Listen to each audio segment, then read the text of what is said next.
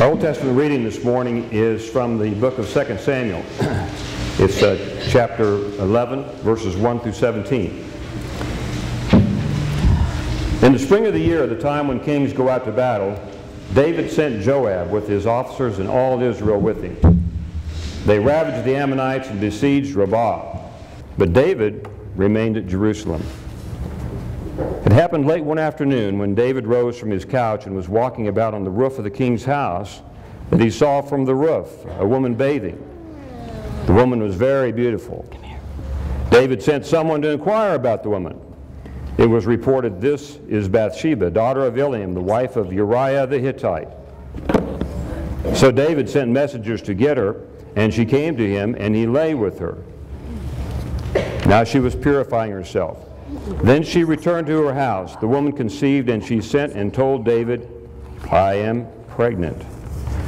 So David sent word to Joab, "Send me the Uriah the Hittite." And Joab sent Uriah to David. When Uriah came to him, David asked how Joab and the people fared and how the war was going. Then David said to Uriah, "Go down to your house and wash your feet."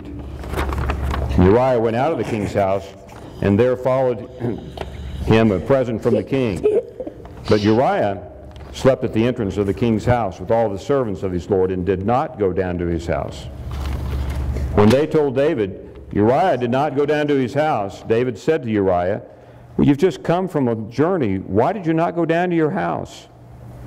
And Uriah said to David, "The ark of Israel and Judah remain in Booz, and my lord Joab and the servants of my lord are camping in the open field. Shall I then go to my house to eat and drink and lie with my wife? As you live and as your soul lives, I will not do such a thing."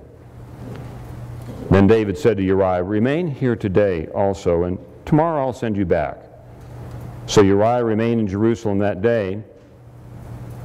On the next day, David invited him to eat and drink in his presence and made him drunk. And in the evening, he went out to lie on his couch with the servants of the Lord, but he did not go down to his house. In the morning, David wrote a letter to Joab and sent it by the hand of Uriah. In the letter, he wrote, "Set Uriah in the forefront of the hardest fighting, and then draw back from him so that he may be struck down and die." As Joab was besieging the city, he assigned Uriah to the place where he knew there were valiant warriors.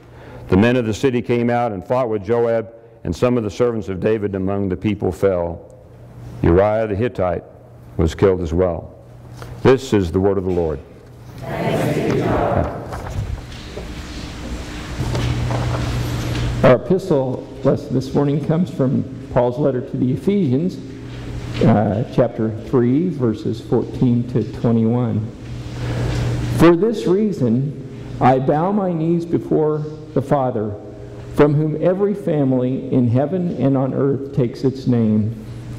I pray that according to the riches of his glory, he may grant that you may be strengthened in your inner being with power through his Spirit, and that Christ may dwell in your hearts through faith, as you are being rooted and grounded in love. I pray that you may also have the power to comprehend with all the saints what is the breadth and length and height and depth, and to know the love of Christ that surpasses knowledge, so that you may be filled with all the fullness of God. Now to him who by the power at work within us is able to accomplish abundantly, far more than all we can ask or imagine. To him be glory in the church and in Jesus Christ to all generations, forever and ever. Amen. This is the word of the Lord. Thanks